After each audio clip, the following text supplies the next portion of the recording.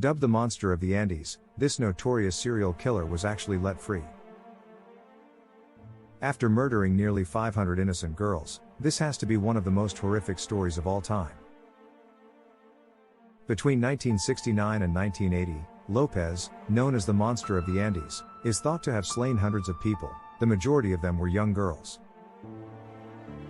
Pedro Lopez may not be well known to many people outside of South America, yet in 2006, the Guinness Book of World Records declared him the most prolific serial killer. Due to accusations that it turned killing into a sport, this record was later taken out of the book. The majority of serial murderer stories have a resolution. We are left to hypothesize about the murderer's motives and mental conditions once the criminal is apprehended and the bodies are discovered. Pedro Lopez, one of the most known serial killers in South America, is an exception to this rule. Pedro Lopez would likely come out on top if killing were a contest. Not only is he thought to have killed over 450 people, but he also got away with it and is now free. Pedro Lopez may even cross your path today as you stroll down the street. He's still at large, that much is true. Nobody is aware of the whereabouts or even the existence of this merciless killer.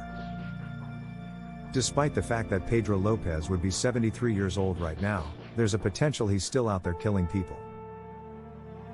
You might find it incomprehensible that such a horrific murderer, who had carried out hundreds upon hundreds of killings, was still at large. You are correct to do so. The case of Pedro Lopez raises questions about the criminal justice systems of the nations, where Lopez committed his atrocities in addition to the most sinister aspects of human psychology. In reality, Pedro Lopez may have developed into the monster he has become in part as a result of these very same prison institutions. The mother of Lopez was Benilda Lopez de Castaneda. Lopez claims that his mother's prostitution throughout his formative years had unsettling implications on his mental health. In 1957, when he was 8 years old and his mother saw him fondling his younger sister, she kicked him out of the house. According to his mother, Pedro, who was the seventh of 13 children, was a kind lad who aspired to become a teacher. Pedro Lopez, then 8 years old, escaped and made his way to Bogotá, the nation's capital. He claimed that shortly after, a man had kidnapped him and sexually assaulted him. At the age of 12, Pedro was adopted by a family of U.S. immigrants and enrolled in an orphanage. According to one tale, he fled after 2 years because a male teacher had abused him. He allegedly fled with a teacher, according to some sources. Pedro was born 6 months before his father was murdered. Witnessing his mother do sex acts was one of Lopez's first known traumas, which he claimed had a negative impact on his mental health. Pedro Lopez reported that his mother was physically and emotionally abusive, despite the fact that she claimed to be loving and caring. In 1957, Pedro Lopez's life was turned upside down when his mother discovered him holding his sister. At the age of 9, he was expelled from his house. Pedro Lopez was found wandering the streets when a pedophile picked him up and invited him into his home with the promise of food and lodging. Pedro was instead led to a deserted building and repeatedly raped. Pedro joined a street gang of kids to defend himself from further predators following this occurrence. The group would engage in minor offenses and smoke cocaine derivatives. Pedro Lopez was adopted by a family from the United States and enrolled in an orphanage after spending 4 years on the streets. When Pedro Lopez found himself back on the streets at the age of 18, he started stealing cars to sell to nearby junkyards. He was eventually apprehended by the police, who then imprisoned him. Lopez was severely raped by 3 other prisoners while he was incarcerated. In response, Lopez made himself a weapon and murdered all 3 assailants, including one with just his hands. He gained the respect of his fellow prisoners as a result of these kills, and none of them ever attempted to hurt him again. Only 2 years were added to Lopez's sentence since the killings were also viewed as acts of self-defense by Colombia's legal system. This incident served as the first in a lengthy series of murders and legal get-outs that were to follow. Pedro Lopez moved to Peru after his release from prison and began his reign of terror there. He started abducting, raping, and killing young women frequently. He reportedly killed 3 females a week at the height of his criminal spree. Girls between the ages of 9 and 12 made up the majority of his victims. He said, "I lost my innocence at age 8, when asked why he killed young females. So I made the decision to treat as many girls the same way as I could." Lopez would observe his victims from a distance, sometimes for days before acting.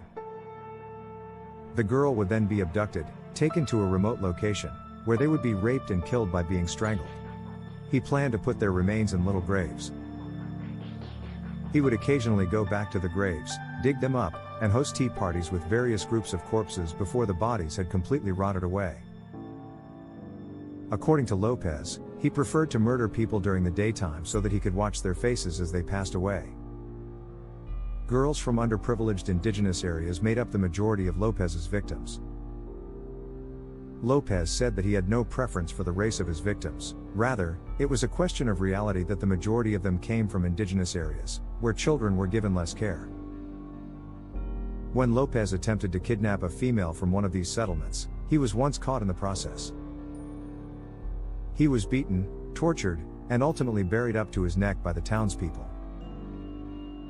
They intended to put syrup over his head and let ants eat him alive. But he was saved when an ambassador from the United States convinced them to let him go free. Lopez was once more apprehended by the victim's mother while attempting to kidnap a girl, this time in Ecuador. An irate mob assembled when the mother started screaming for aid, and if Lopez hadn't been saved by police, they would have killed him then and then. Lopez was eventually apprehended by the police and questioned. The full magnitude of Lopez's offenses became apparent at this point. The maximum punishment for murder in Ecuador is 16 years in jail, which Pedro Lopez received. Because he behaved well while incarcerated and was a model prisoner, he was freed 2 years early, in 1994. He was deported back to Colombia within an hour after being freed after being captured for entering Ecuador illegally. Pedro Lopez was accused of murder in Colombia in 1995, but instead of going to jail, the judge deemed him insane and committed him to a mental hospital. He spent 3 years in the hospital before being freed in 1998 on the condition that he post $50 bond and report to the police every month after a second psychological evaluation determined he was sane. Lopez, of course, never called the police. In actuality, nobody is actually sure of his current location. Pedro Lopez's mother, whom he visited at his hometown of El Espinal, was the last person to see him. His mother was certain that Pedro was going to kill her when he got to her residence. Instead, he instructed her to kneel before receiving a benediction. For a brand new murder, the Colombian authorities issued an Interpol arrest warrant for Lopez in 2002. According to rumors, he is currently a homeless guy residing in Colombia's Tolima department. Others claim that he was assassinated when the families of his victims placed a bounty on his head. Nobody truly is aware. You might have even passed the most prolific serial murderer on the planet's streets without realizing it. What do you think about this serial killer being let loose? That has to be more insane than the killer himself. Don't forget to like and subscribe, and we will see you next time.